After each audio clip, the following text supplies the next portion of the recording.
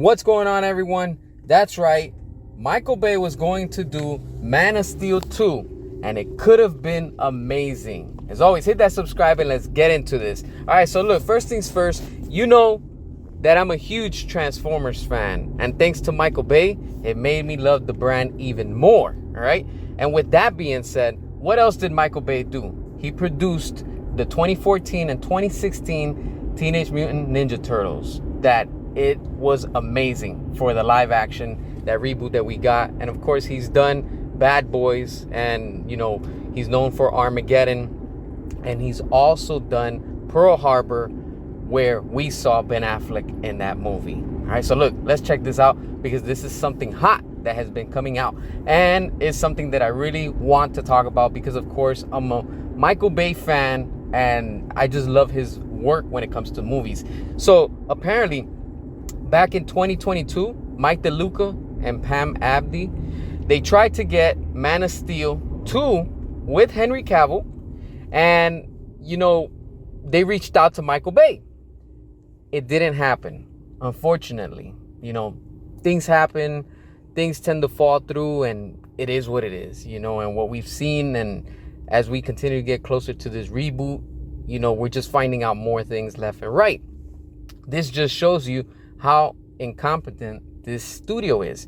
Because if they would have brought Michael Bay, I guarantee you they would have made money, all right? Because honestly, I know that Michael Bay, if he would have done Man of Steel 2, this would have been, from what they're saying, his first superhero film, you know, and this would have opened the door to something big and, you know, massive when it comes to DC. Sure, I love what Zack Snyder did with Henry Cavill and Man of Steel, but, you know, if they wanted to move forward with Michael Bay, long live the bayverse. What Michael Bay does is amazing. Like, he puts out good movies. Say what you want, but they make money.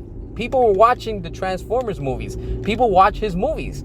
And of course, with Zack Snyder, that also would have been amazing, because of course he did the first one. Things were just in a better situation. And unfortunately, WB screwed it up, and they decided to go with what we're seeing now, with this whole circus with James Gunn, that nothing is working. But you can imagine what we would have gotten with Michael Bay in a Superman Man of Steel 2 with Henry Cavill.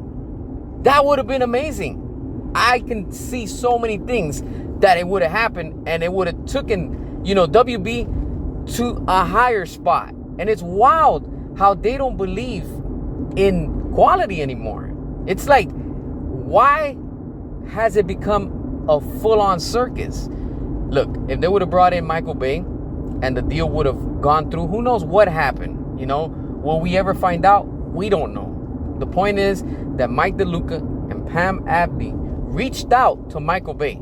Probably it was conflict with, you know, of scheduling and stuff like that, because let's not forget, this is 2022. We're in the middle, and let's not forget, Michael Bay produces now, you know, these Transformers movies. So probably it had to do with scheduling and stuff like that. So I feel that that's just a missed opportunity, and we as the fans missed out on something that could have been amazing. And like I said, I'm a huge fan of Michael Bay. I'm a huge fan of Zack Snyder. And honestly, this just would have been awesome. Who knows what would have, you know, taken place in this movie, but I'm sure this would have been an awesome film that would have been connected to Man of Steel and what we were getting within the DCEU. It's a shame that it didn't happen, but as a fan, this right here brought joy to me when I read it. I was like, wow, like, you know, the source is coming from The Wrap. You know, the article is coming from Yahoo Entertainment, all right? So this right here is showing you that this is real, you know, and what a missed opportunity that the studio has missed out. Because we know with Michael Bay, they made money with the Transformers brand. Say what you want, but it made money. And with Zack Snyder, under the Snyderverse in the DCEU, WB was in a better position financially. And when it came to having people in the theaters, people were out there watching and rewatching these movies. we can't say the same thing now. Long live the Bayverse, long live the Snyderverse. Hit that subscribe, drop your comments, and until next time.